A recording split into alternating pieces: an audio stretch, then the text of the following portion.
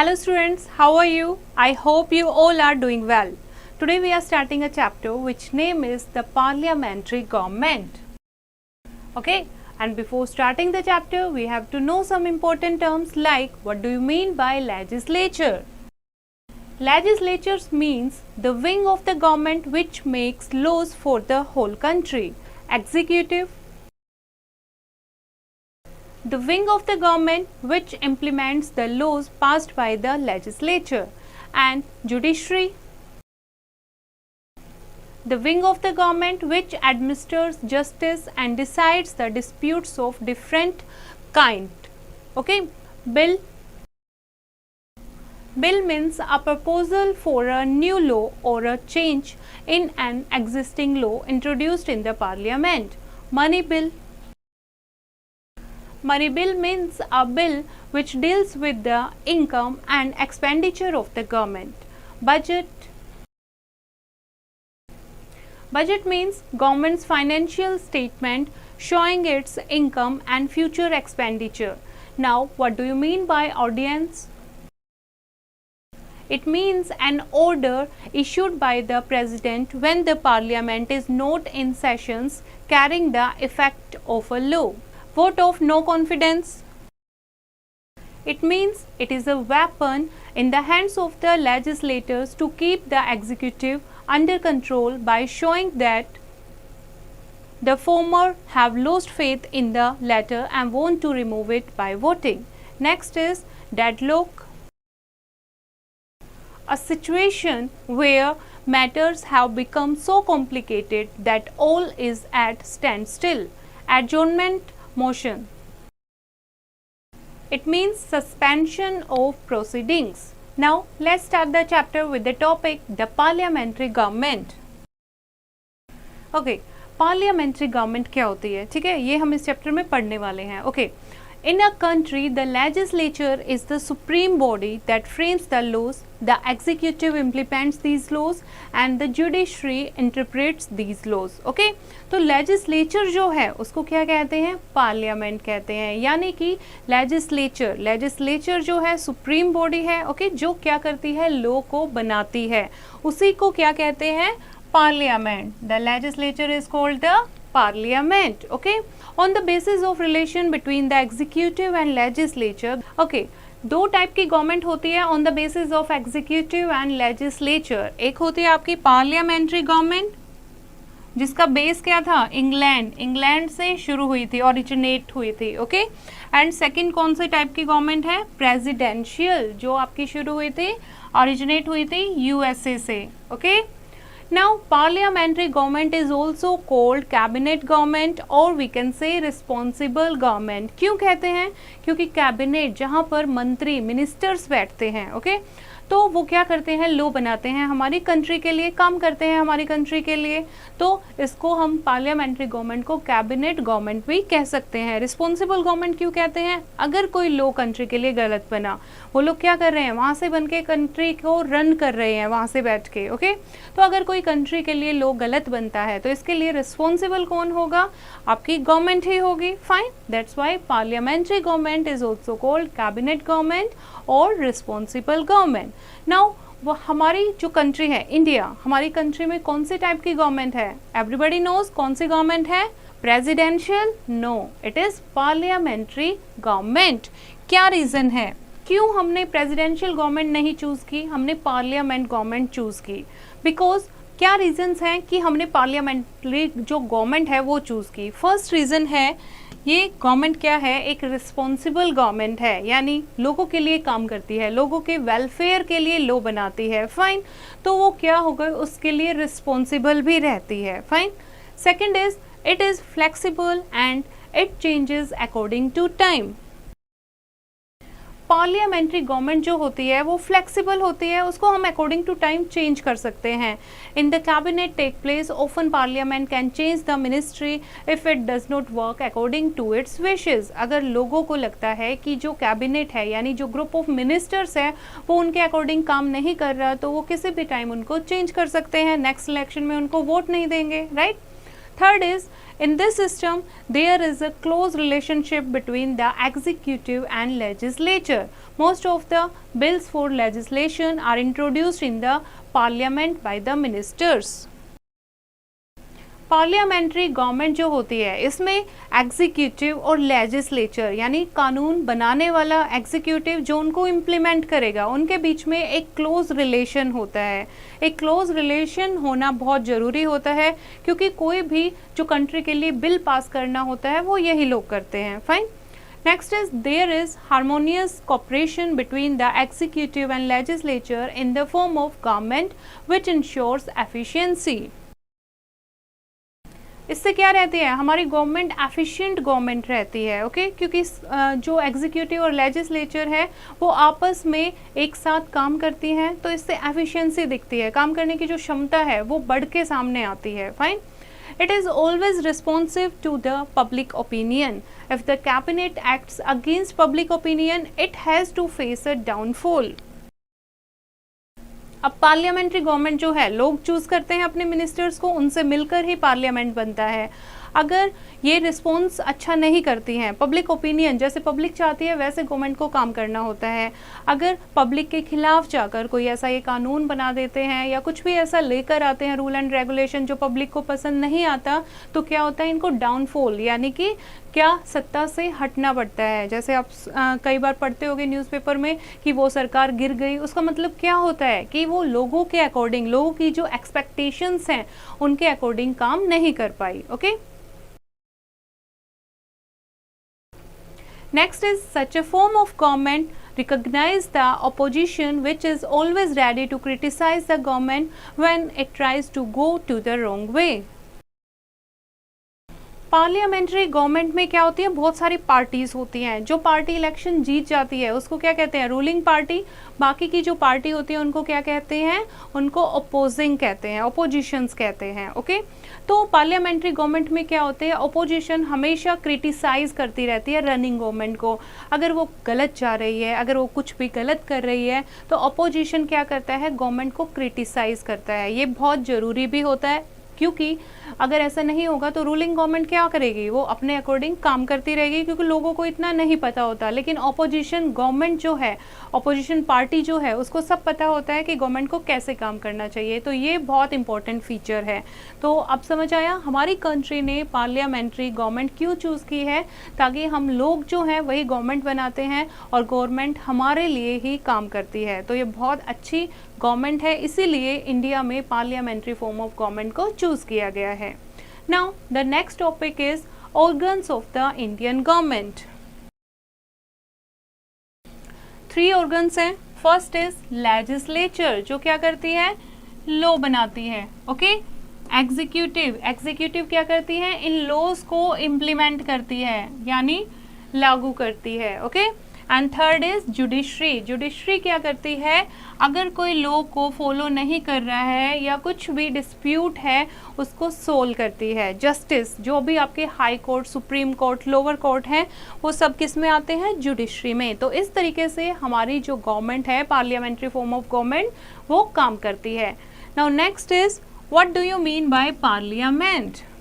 Parliament क्या होता है, As India is a federation of states, it has double set of governments, union government and state government. India एक बहुत बड़ी country है, बहुत सारी स्टेट्स हैं इंडिया में, ठीक है।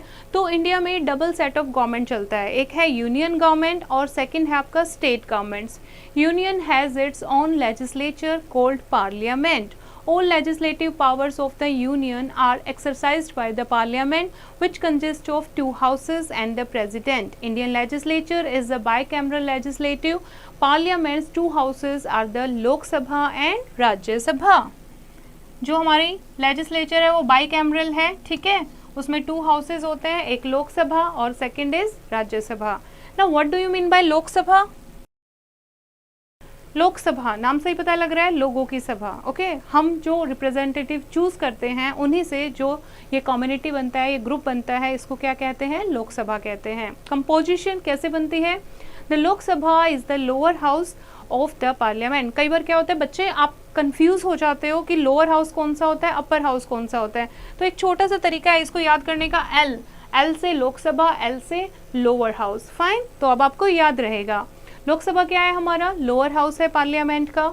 It is the representative body of the people. There may be up to 550 members in the Lok Sabha. कितने मेंबर्स होते हैं लोकसभा में, 550 मेंबर्स होते हैं। इनमें से 530 मेंबर्स जो होते हैं that are directly elected from the states, while 20 members represent the union territories, and the president may nominate 2 members from the Anglo-Indian community. At present there are 545 members in the Lok Sabha. अब कितने member हैं, 545 members हैं लोकसभा में, ठीक है। Maximum कितने हो सकते हैं, 550 तक। Fine, now the term of the Lok Sabha is for 5 years। कितने टाइम के लिए होती है लोकसभा, 5 साल के लिए। आपने देखा होगा इलेक्शन होते हैं हर 5 साल के बाद, तो लोकसभा का जो टेन्योर होता है that is of 5 years, but it may be dissolved by the president earlier too. अगर लगता है गवर्नमेंट अच्छे से काम नहीं कर रही है, लोकसभा अच्छे से काम नहीं कर रही है, तो प्रेसिडेंट उसको पहले ही डिसोल्व कर सकता है किसी भी इमरजेंसी की सिचुएशन में। And the seats in the Lok Sabha are allotted to the states and the union territories on the basis of their respective populations. Now, what are the qualifications of the candidate for the Lok Sabha? क्या मैं लोकसभा के candidate के लिए रूप में खड़ी हो सकती हूँ? Yes, हर कोई इलेक्शन कर सकता है, अपने आप को रिप्रेजेंट कर सकता है, कैंडिडेट बन सकता है। क्या क्या क्वालिफिकेशन होनी चाहिए? फर्स्ट है, he should be a citizen of India। India का सिटीजन होना चाहिए, ठीक है। ये ना हो दूसरे देश में रह रहा है, ठीक है, फॉरेनर है, वो हमारे इलेक्शन क्यों लड़ेगा, उसे हमारी कंट्री के बारे में नहीं पता होगा। तो इसके लिए फर्स्ट क्वालिफिकेशन है कि इंडिया का सिटीजन होना चाहिए। सेकंड है 21 ईयर्स ऑफ एज से ऊपर एज होनी चाहिए। थर्ड है ही should not be a proclaimed criminal, insolvent और मेंटली अनसाउंड। कोई क्रिमिनल रिकॉर्ड नहीं होना चाहिए, मेंटली फिट होना चाहिए। He should not hold any government job at the time of seeking an election. कोई गवर्नमेंट जॉब नहीं होनी चाहिए जिस टाइम वो इलेक्शन लड़ रहा है, इलेक्शन का फॉर्म फिल कर रहा है, उस टाइम वो किसी गवर्नमेंट जॉब पर नहीं होना चाहिए। Next is he should have his name in the electoral rolls in any part of the country।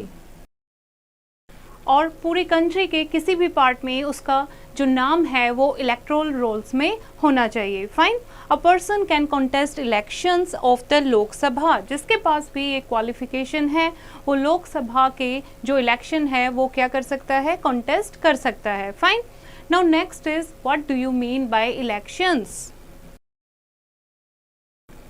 Elections क्या होते हैं? इलेक्शंस बच्चे सबको पता है 5 साल के बाद इलेक्शंस होते हैं, ठीक है। 18 ईयर से अबव जो भी होता है वो क्या करता है, इलेक्शन में वोट डाल सकता है। जो वोट डालता है उसको वोटर कहते हैं। Fine, and the election commission conducts these elections. अगर आपसे कोई पूछे इलेक्शंस कौन कंडक्ट करता है, किसका काम होता है, इलेक्शन कमीशन का। The election commission conducts the elections. For the purpose of elections, the country is divided into electoral units, जिसको क्या कहते हैं, constituencies कहते हैं। ओके, तो constituencies जो है वो बेस्ड होती है पॉपुलेशन पर कि कहाँ की पॉपुलेशन कितनी है, कितनी कॉन्स्टिट्यूएंसी होनी चाहिए कंट्री में। वोटिंग जो होती है वो सीक्रेट बैलेट के थ्रू होती है। सीक्रेट बैलेट क्या होता है, एक ऐसा बॉक्स होता है जिसपे सारे जो भी पार्टीज होती हैं सबके सिंबल बने होते हैं और वो सीक्रेट होता है। एक सीक्रेट रूम सा बनाया जाता है, एक पार्टीशन बनाया जाता है जिसमें आप वोट डाल सकते हो। किसी भी जो मार्क है, कोई भी जो सिंबल है उसको प्रेस कर सकते हो और ये किसी को भी नहीं पता लगेगा कि आपने किसको वोट दिया है। तो इसको कहते हैं secret ballot. Fine, a voter must be an adult citizen of India, और एडल्ट सिटीजन ही वोट डाल सकते हैं। वोटर जो मैंने आपको बताया, जो भी वोट डालता है वो वोटर कहते हैं। अडल्ट मतलब 18 ईयर से above. And the provisions of symbols help illiterate voters to identify the candidates.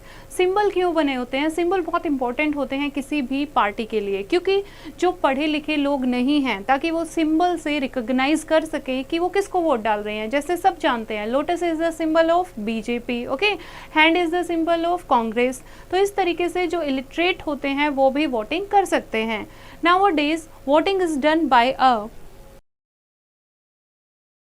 done by a voting machine containing the name of the candidates along with their symbols. The voter has to press the button of the name of the candidate of his choice.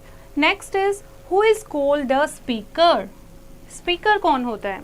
After elections, the member of the Lok Sabha elect from among themselves the presiding officer or speaker of the Lok Sabha.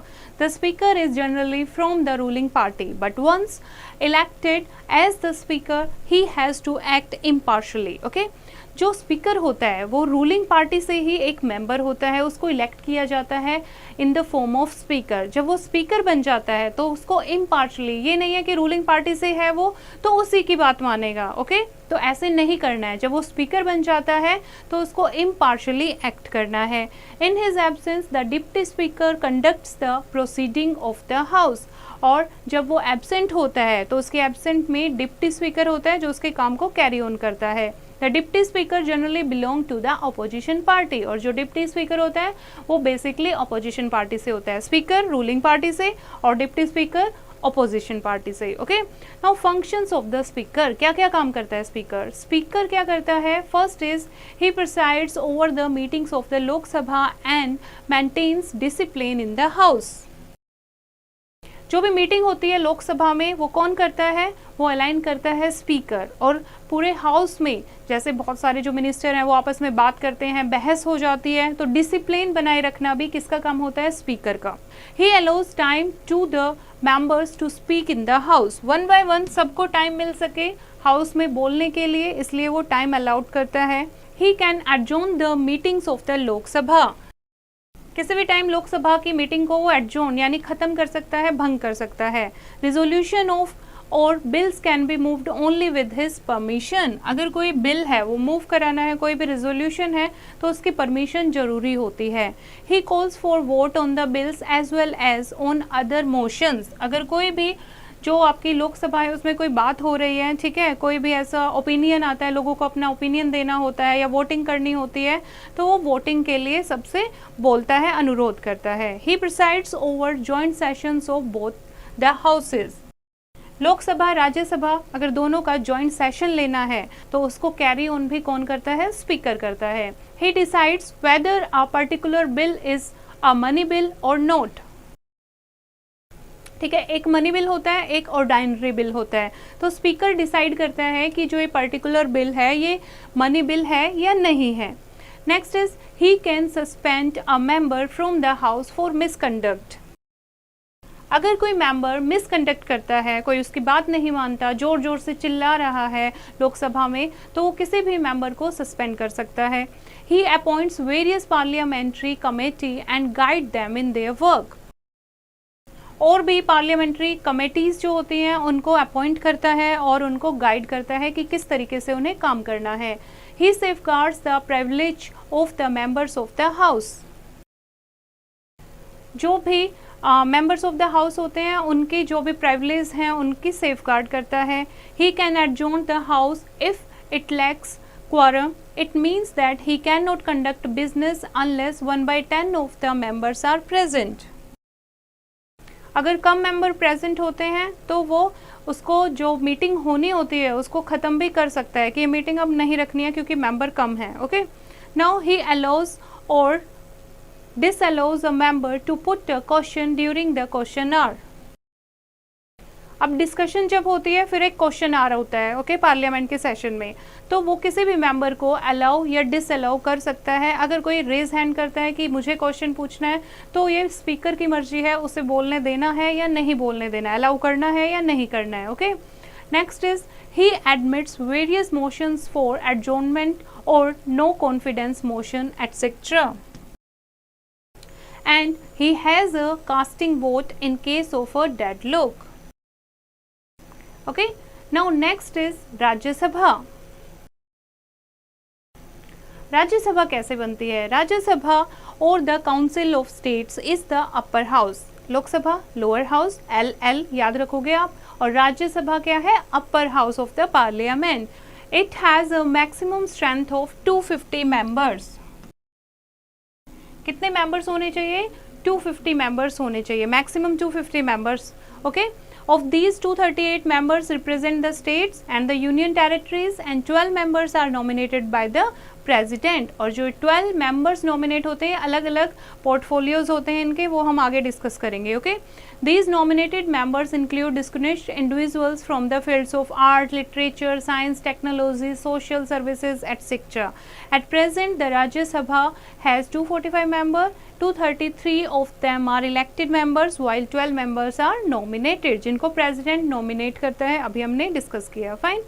Rajya Sabha is a permanent house unlike Lok Sabha, it can not be dissolve. Rajya Sabha जो है वो permanent house है, लोकसभा की तरह नहीं है कि कभी भी डिसोल्व कर सके। 1/3 of its members retire every 2 years and elections are held for the vacant seats। हर 2 साल के बाद कुछ मेंबर्स को रिटायर कर दिया जाता है, 1/3 ऑफ द टोटल मेंबर्स, ठीक है। उसकी जगह क्या होते हैं, दोबारा से वैकेंट सीट के लिए इलेक्शंस होते हैं। The election is to Rajya Sabha is indirect, that is all the voters do not cast their votes, यानी जो हम वोटिंग करते हैं वो कौन से कैंडिडेट के लिए करते हैं, लोकसभा के जो मेंबर होते हैं उनके लिए। राज्यसभा के जो कैंडिडेट होते हैं वो इनडायरेक्टली इलेक्ट होते हैं, ठीक है। जो लोकसभा के मेंबर हैं वो उनको इलेक्ट करते हैं। Each member of the Rajya Sabha is elected for a term of 6 years। उसमें लोकसभा में कितने टर्म के लिए होता है, 5 year के लिए, राज्यसभा में 6 years के लिए। The Vice President of India presides over the Rajya Sabha. He is the ex officio chairman of the Rajya Sabha. His functions are almost similar to those of the Speaker of the Lok Sabha. उसमें लोकसभा में क्या होता है, speaker होता है, ठीक है, जो हेड होता है, एक तरीके से हम बोल सकते हैं। तो इसमें कौन होता है, इसमें होता है वाइस प्रेसिडेंट, ओके। और वाइस प्रेसिडेंट के वही फंक्शंस होते हैं सेम जो हमने स्पीकर्स के पढ़े। इन हिज एब्सेंस, अगर वो एब्सेंस होता है वाइस प्रेसिडेंट, तो उसके एब्सेंस में जो डिप्टी चेयरपर्सन होता है, that is who is an elected member of the Rajya Sabha presides, वो आगे कैरी ऑन करता है काम को, okay. A candidate for Rajya Sabha should be a citizen of India. अब राज्यसभा का मेंबर बनने के लिए क्या होना चाहिए, इंडियन सिटीजन होना चाहिए, 30 ईयर से अबव एज होनी चाहिए, और क्वालिफिकेशन सेम है जो लोकसभा का एक मेंबर है उसके लिए जो हमने पढ़ी थी, सेम क्वालिफिकेशन राज्यसभा के मेंबर के लिए बाकी सेम है, okay. The Rajya Sabha members ensure the interest of the state they represent. They are usually more mature and as such can exercise greater restraint and can guide the member of the Lok Sabha. अब लोकसभा की जो as थी वो 21 से above थी, ठीक है, और राज्यसभा के जो उम्मीदवार हैं उनकी एज 30 ईयर्स अबव है, फाइन। तो राज्यसभा के जो मेंबर होते हैं, ऐसा समझा जाता है वो ज़्यादा मैच्योर होते हैं, तो लोकसभा के मेंबर को सम टाइम गाइड भी करते हैं। For membership to the Rajya Sabha, a candidate must possess the following qualification। ये हम पढ़ चुके हैं, ठीक है। इंडिया का सिटीजन होना चाहिए, 30 ईयर अबव एज होनी चाहिए, he should not be an proclaimed offender and कोई भी क्रिमिनल केस नहीं होना चाहिए, and he should not hold any office of profit under the government, कोई अपने खुद के प्रॉफिट के लिए गवर्नमेंट के अंडर कोई ऑफिस नहीं होना चाहिए। His name should be in the voter list of the state from where he is seeking election, जहाँ से वो इलेक्शन लड़ रहा है वहाँ की वोटर लिस्ट में उसका नाम जरूर होना चाहिए, okay. Next is powers and functions of the parliament. अब पार्लियामेंट, उसके क्या काम होते हैं, क्या पावर होती है पार्लियामेंट के पास। जैसे हमने पढ़ा, लॉ मेकिंग बॉडी जो होती है, जो सुप्रीम लॉ बनाती है, उसको पार्लियामेंट कहते हैं, ठीक है। It makes laws that are implemented throughout the country. It performs various other functions. The procedure of law making and other functions of the parliament are as follows. One by one हम discuss करते हैं क्या power और क्या functions होते हैं parliament के। First is law making functions. Law making function पूरी कंट्री के लिए क्या बनाती है पार्लियामेंट, लॉ बनाती है।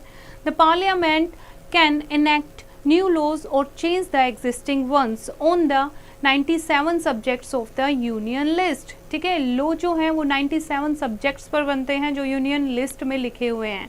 तो पार्लियामेंट किसी भी लॉ को, नए लॉ को एक्टिंग में ला सकती है, यानी लागू कर सकती है। किसी भी एग्जिस्टिंग को क्या कर सकती है, अमेंड, चेंज कर सकती है।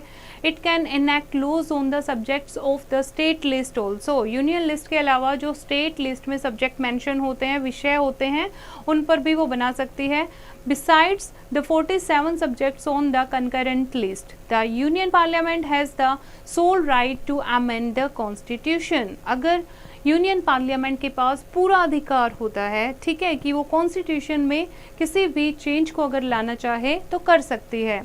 Now the procedure, a proposal for a new law or a change in an existing law is called a bill। एक existing law है, एक लॉ बना दिया, अगर हेलमेट नहीं पहनोगे तो क्या हो जाएगा, चालान आपका कटेगा, ठीक है, ये बहुत पहले से लॉ है, फाइन। अब अगर कोई हम चेंज लाना चाहते हैं उसको क्या कहते हैं, bill.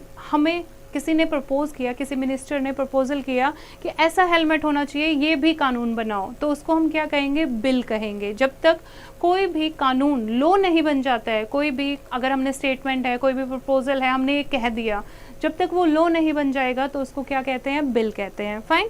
When a bill is introduced by any member of the parliament, it is called a non-official bill, but it is called an official bill when it is introduced by a minister।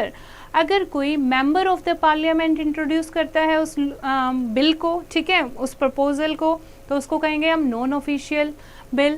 लेकिन अगर कोई minister introduce करता है उसको तो हम official bill कहेंगे। अ bill passes through the following stages.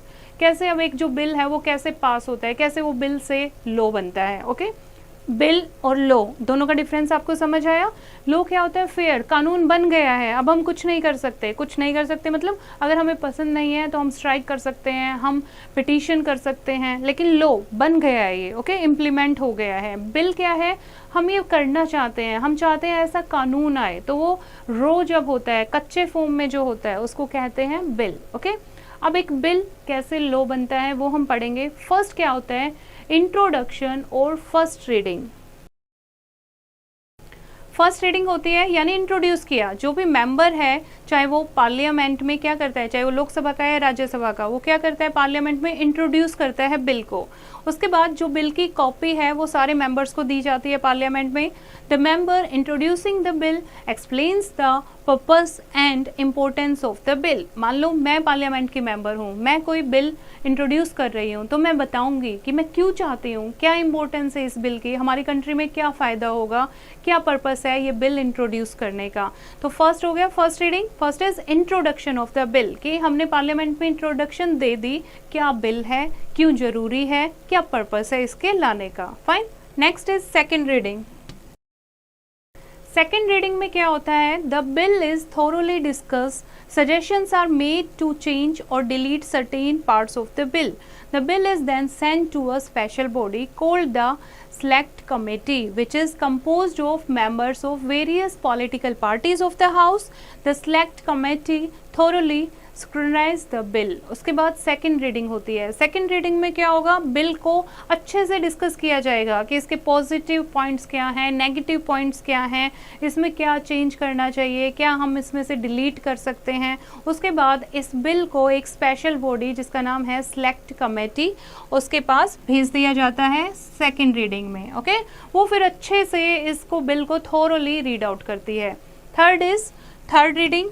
Third reading में क्या होता है, पूरी सजेशंस के बाद, ठीक है, the bill is redrafted and then presented in the final form. अब मैंने बिल पास किया, ठीक है, सब लोगों ने सजेशन किया, पार्लियामेंट के मेंबर ने, इसमें ये कर दो, इसमें ये कर दो, ये कर दो, जो मुझे समझ आया, जो मुझे करना चाहिए मैंने उसमें चेंज कर दिया। उसको दोबारा से, रीड्राफ्ट होता है दोबारा लिखना, उसको मैंने दोबारा से फ्रेम आउट किया, दोबारा उसको बनाया, फिर मैंने उसको फाइनल फॉर्म में उसको क्या किया, प्रेजेंट किया। This is the third reading. If more than 50% of the members vote for the bill, it is passed। अगर पार्लियामेंट में सबके पास कॉपी दी, फिर रीडिस्ट्रीब्यूट किया, अगर 50% वोट आ जाते हैं, 50% मेंबर कहते हैं कि हाँ ठीक है ये होना चाहिए, तो बिल क्या समझा जाता है कि बिल पास हो गया है, fine. The bill is then send to the other house. उसके बाद अब लोकसभा या राज्यसभा, ये हम बात कर रहे हैं एक हाउस की, ठीक है। अब एक हाउस से बिल पास हो गया है, अब उसको दूसरे हाउस में भेजा जाता है। उसके बाद सेम प्रोसीजर रिपीट होता है जैसे कि इस हाउस में हुआ, ठीक है। फर्स्ट रीडिंग होगी, सेकंड रीडिंग होगी, फिर थर्ड रीडिंग होगी। उसके बाद उस बिल को जॉइंट सेशन होता है, जॉइंट सेशन में डिस्कस किया जाता है, जिसने बिल दिया है, बिल इंट्रोड्यूस किया है, वो भी डिस्कस करता है, और जो ऑपोजिशन है या जो भी चाहते हैं इसमें ये चेंज होना चाहिए, तो एक जॉइंट सेशन होता है लोकसभा राज्यसभा दोनों का, ठीक है। उसके बाद फाइनल हो जाता है कि हाँ ये बिल ठीक है, ये चेंज करने के बाद ये फाइनल ड्राफ्ट हो चुका है।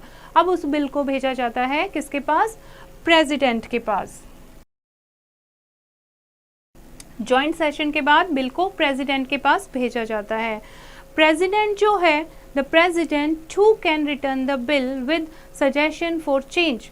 प्रेसिडेंट भी, अगर प्रेसिडेंट कहता है इस बिल में ये सजेशन दे रहा हूँ मैं, इस बिल में ऐसे नहीं ऐसे कर दो, ये चेंज कर दो, तो वो वापस कर देता है बिल को, ठीक है।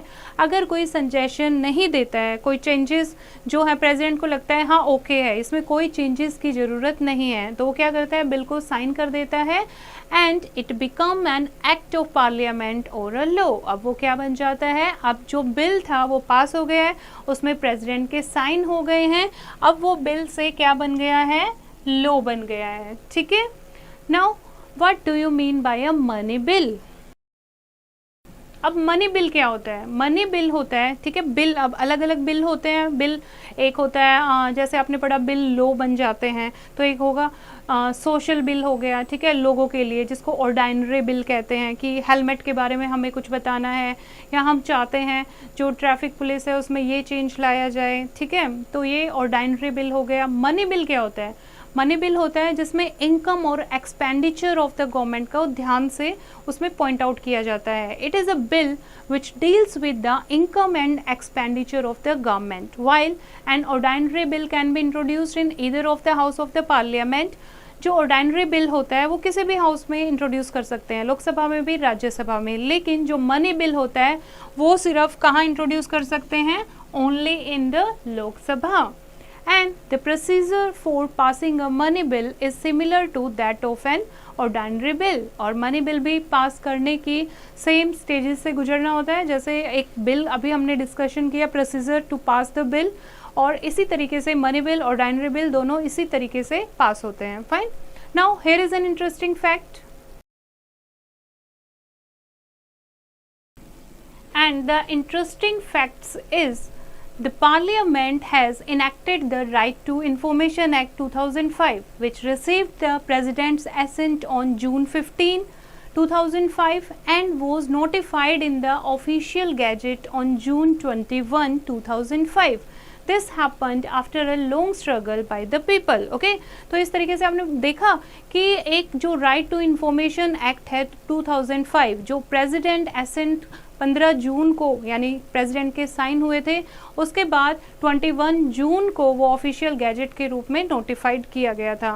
तो ये जो है आपका information, right to information act, इसको लाने के लिए लोगों को बहुत स्ट्रगल करना पड़ा था। Okay, now other functions of the parliament, the first one is control over governments finance. Okay, government का जो भी फाइनेंस है, यानी यूनियन गवर्नमेंट या फिर हम बात करें स्टेट गवर्नमेंट की, कितना पैसा चाहिए अपनी स्टेट के लिए, अपने काम को करने के लिए, तो एक प्रॉपर फाइनेंशियल प्लान बनाना, ठीक है, वो किसका काम होता है, पार्लियामेंट का काम होता है। पार्लियामेंट उसे पास करती है। ओके, बजट जैसे होता है, the budget is the governments financial plan and it shows in detail the income and expenditure of the government. In addition to the budget, a finance bill too is introduced. These financial legislation have to be approved by the parliament। कि budget जो है उसमें parliament पास करता है कि financial legislation जो भी होती है, फाइनेंशियल बिल इंट्रोड्यूस किया जाता है, इसको पास कौन करता है, पार्लियामेंट करता है। इनको चेक भी कौन करता है, कंट्रोल कौन करता है, पार्लियामेंट करता है कि गवर्नमेंट किस तरीके से जो फाइनेंस है उसको यूज कर रही है। Second is control over the executive. The most important function is the control over the executive, which is directly responsible to the parliament for all acts। अब लेजिस्लेचर ने क्या किया, लॉ बना दिए, अब कंट्रोल एग्जीक्यूटिव उसको क्या करेंगे, इम्प्लीमेंट करेंगे। तो इनको कंट्रोल करना बहुत जरूरी है। ये काम कौन करता है, पार्लियामेंट करता है। The members of parliament may ask questions regarding the working of various departments, ministers। अब जो भी लोग काम कर रहे हैं, जो भी आपके एग्जीक्यूटिव में मिनिस्टर्स आते हैं, उनसे एग्जीक्यूटिव यानी जो एग्जीक्यूट करता है, इम्प्लीमेंट करता है, ठीक है, तो जो पार्लियामेंट है वो क्वेश्चन कर सकती है, ये ऐसे क्यों किया, ये अभी तक क्यों नहीं हुआ है, इतने टाइम में ये अभी तक ये काम क्यों किया है। ओके, तो हर तरीके का क्वेश्चन आंसर करने का राइट होता है पार्लियामेंट के पास। And Moreover, the members of the parliament can move an adjournment motion on any urgent matter requiring an immediate attention of the government, जैसे railway accident or a serious tragedy or an event. The members of the Lok Sabha may present a vote of no confidence against a ministry. If the motion is passed, the ministry as a whole must resign. If a bill or an important legislative proposal is defeated in the House, the entire ministry has to resign. Parliamentary is thus the watchdog of the interest of the people and controls the activities of the executive. कि किस तरीके से executive काम कर रहे हैं, ठीक है। तो एक अगर नहीं वो अच्छे से काम कर रहे हैं तो वोट ऑफ नो कॉन्फिडेंस जाता है मिनिस्ट्री को, और मिनिस्ट्री को एकदम से वो हटा भी सकते हैं, या फिर मिनिस्ट्री को अगर वो आंसरेबल नहीं है तो मिनिस्ट्री को, पूरी मिनिस्ट्री को क्या करना पड़ता है, रिजाइन करना पड़ता है। तो पार्लियामेंट के पास ये पावर होती है, पार्लियामेंट एक वॉच डॉग की तरह काम करता है कि लोगों के अकॉर्डिंग, जो लोग चाहते हैं उनके इंटरेस्ट के अकॉर्डिंग जो गवर्नमेंट है, जो एग्जीक्यूटिव हैं वो काम कर रहे हैं या नहीं कर रहे हैं। Next is judicial functions. Parliament के पास बहुत सारी जुडिशियल पावर्स भी होती हैं, जैसे it can impeaches the president, a जज ऑफ द सुप्रीम कोर्ट और the high court if they are found acting against the constitution और मिसयूजिंग द पावर और इंडल्जिंग इन करप्शन। अगर उन्हें लगता है कि जो ये सीनियर हैं जैसे कि प्रेसिडेंट या फिर जज है सुप्रीम कोर्ट का या हाई कोर्ट का, अगर उन्हें लगता है किसी भी करप्शन में वो है या अपनी पावर का मिसयूज कर रहे हैं तो उसे हटा सकता है parliament. Next is electoral functions. The parliament plays an important role in the election of the president and the vice president. Next is amendment of the constitution. सिर्फ पार्लियामेंट के पास ही ये होल सोल राइट है कि वो existing constitution में अगर कोई amend करना है, कुछ भी चेंज करना है, अपडेट करना है तो वो कर सकता है। Now next is sessions of the parliament. एक साल में 2 सेशन होते हैं पार्लियामेंट के, ठीक है। 6 महीने से ज़्यादा का गैप नहीं होना चाहिए between the 2 sessions, and the first session of the parliament always begins with an address bye the president. Next is, what do you mean by ordinance? Many a times when the parliament is not in session, a situation may occur which requires a law to deal with it. In such condition, the president may issue an ordinance which carries the effect of a law for 6 months.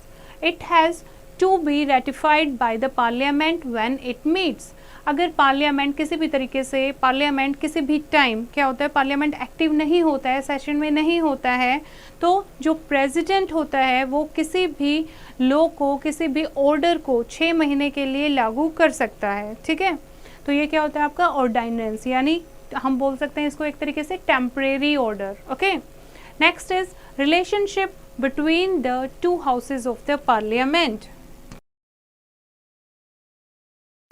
Okay, 2 houses होते हैं, Lok Sabha lower house, Rajya Sabha upper house. तो दोनों के बीच में क्या relation है? दोनों एक दूसरे के साथ मिलकर काम करते हैं, एक दूसरे के लिए काम करते हैं, एक दूसरे के अपोज भी होते हैं, ठीक है।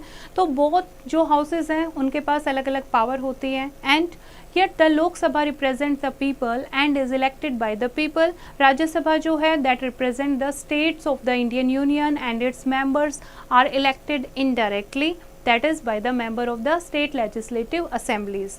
The members of the Lok Sabha are answerable to the people of the constituency which they represent. जिस कॉन्स्टिट्यूएंसी से जो भी मेंबर है लोकसभा का वो आंसरेबल होना चाहिए कि इस कॉन्स्टिट्यूएंसी में ये क्यों नहीं हुआ है, इसको क्यों चेंज किया गया है, ये लॉ क्यों लगाया गया है। फाइन, उसमें कुछ भी चेंज होता है या नहीं होता है तो उसके लिए रिस्पॉन्सिबल होता है। एंड लोकसभा जो है वो हमेशा अपर हैंड होता है उसका पार्लियामेंट में। क्यों होता है? क्योंकि हमारी कंट्री एक डेमोक्रेटिक कंट्री है, लोगों के द्वारा चुनी हुई सरकार है। तो लोकसभा जिसमें हम अपने लीडर खुद चूज करते हैं, तो हमेशा जो पावर हैं किसके पास ज़्यादा होती है? लोकसभा के पास। फाइन, नाउ वन बाय हम डिस्कस करते हैं। फर्स्ट इज लेजिस्लेटिव मैटर्स, कि आपस में क्या रिलेशन है इनका, कैसे ये काम करते हैं। लेजिस्लेटिव मैटर्स यानी law making matters.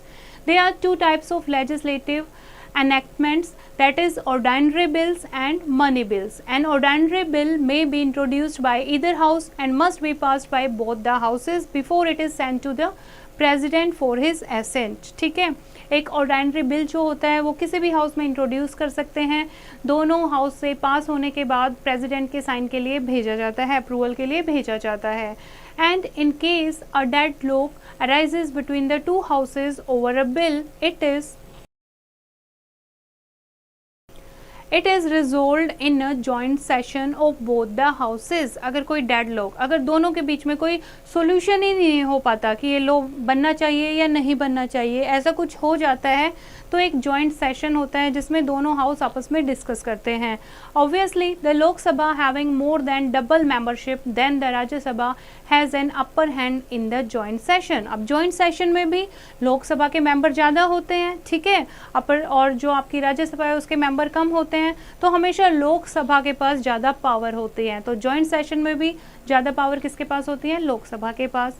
Rajya Sabha virtually has no powers. The money bill originates only in the Lok Sabha. अब मनी बिल जो कि इंपॉर्टेंट बिल है गवर्नमेंट के लिए, वो हमेशा किस में इंट्रोड्यूस किया जाता है? लोकसभा में इंट्रोड्यूस किया जाता है, ठीक है. And the Rajya Sabha can not make a change in it against the will of the Lok Sabha. अगर राज्यसभा उसमें कुछ चेंज करना चाहती है मनी बिल में, तो लोकसभा की परमिशन के बिना वो नहीं कर सकती. It can simply delay a money bill. वो क्या कर सकती है? अगर कुछ भी नहीं करना है तो सिर्फ 14 डेज तक उसको होल्ड कर सकती है बिल को. अगर 14 डेज तक राज्यसभा कोई आंसर नहीं करती है तो उस बिल को ऑटोमेटिकली राज्यसभा के द्वारा पास माना जाता है, ठीक है. Next is control over the executive. तो both the houses have equal rights of asking questions or bringing in various motions against the government. Only Lok Sabha has the upper hand. वो हम पढ़ चुके हैं. काउंसिल ऑफ मिनिस्टर्स होती है लोकसभा के पास, तो वो रिस्पॉन्सिबल होती है एग्जीक्यूटिव को कंट्रोल करने में. ओके, अगर उसे लगता है कि एग्जीक्यूटिव अच्छे से काम नहीं कर रही है, तो if the Rajya Sabha passes a vote of no confidence the government is not obliged to resign. अगर आपने पहले भी पढ़ा था, ठीक है, लोकसभा अगर नो कॉन्फिडेंस का पास करती है, ठीक है, तो उनको क्या करना होता है? गवर्नमेंट को पूरी मिनिस्ट्री को रिज़ाइन करना पड़ता है. लेकिन अगर राज्यसभा नो कॉन्फिडेंस मोशन करती है तो गवर्नमेंट को रिज़ाइन नहीं करना पड़ता. But if the Lok Sabha passes such a motion the government has to resign. ये हम पहले डिस्कस कर चुके हैं. Okay, now next topic is division of subjects between the centre and the states. Constitution में स्टेट्स की पावर और सेंटर की पावर को अच्छे से अलग अलग डिफाइन किया गया है. There are 3 types of list: the union list, the state list and the concurrent list, in which the subjects for legislation have been specified and made crystal clear. First हम बात कर रहे हैं यूनियन लिस्ट की. Union list में कौन कौन से सब्जेक्ट आते हैं? This is the union list, ठीक है, जैसे transportation, railway, airways, national highways, ठीक है. ये देखो आपको सब्जेक्ट दिए हुए हैं. These are the important subject. ये क्या होते हैं? सब्जेक्ट का मतलब होता है विषय. इन सब्जेक्ट पर लॉ बनते हैं, फाइन, बिल पास किया जाता है. जैसे यूनियन में railways, national highways and shipping, Airways, foreign affairs, international contacts, UNO, metrology and military, air force. इस तरीके से ये सारे सब्जेक्ट आते हैं आपके यूनियन लिस्ट में. कितने सब्जेक्ट होते हैं टोटल? 100 सब्जेक्ट्स. पहले कितने थे? 97. अब कितने हैं total? 100. Next is the state list. State list में आपके टोटल कितने सब्जेक्ट्स आते हैं? 61. ओके, पहले कितने थे? 66. अब कितने हैं? 61 सब्जेक्ट्स. कौन कौन से हैं इसमें? जैसे police, prisons, law courts and other than the Supreme Court and High Courts and hospitals and sanitation, cattle health, agriculture, roads, so on. Okay, these are the state list. Now next है आपका concurrent list. concurrent list में total कितने आपके subjects आते हैं? 52. Okay, जिस पर law बनाया जाता है. कौन कौन से सब्जेक्ट्स इंक्लूड हैं? Like marriage, medical profession, joint family, other professions, books, newspapers, trade union, labour welfare, factories, religious endowments, civil and criminal procedures, and electricity. Okay, so these are the subjects of the concurrent list. Now here is a quick recap of the chapter. There are two forms of government, the parliamentary and presidential. India has a parliamentary form of government. The government consists of three organs, the legislative, the executive, and the judiciary. The union legislature is called the parliament. It consists of the president and the two houses of parliament, the Lok Sabha and the Rajya Sabha. The Lok Sabha is the lower house of the parliament. There may be up to 550 members in the Lok Sabha. The term of the Lok Sabha is 5 years, but it may be dissolved earlier by the president. The parliament is the supreme law-making body of the country. It enacts laws on subjects contained in the union list and the concurrent list. The proposal for a new law or a change in an existing law is called a bill. The Speaker is the presiding officer of the Lok Sabha.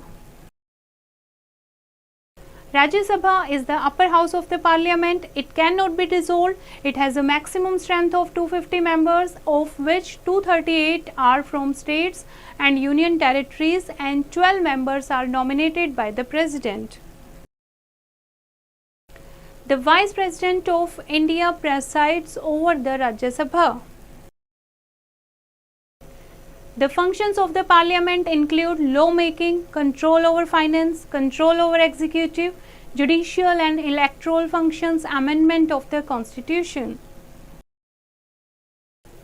When the parliament is not in session, the president may issue an ordinance which carries the effect of a law for 6 months.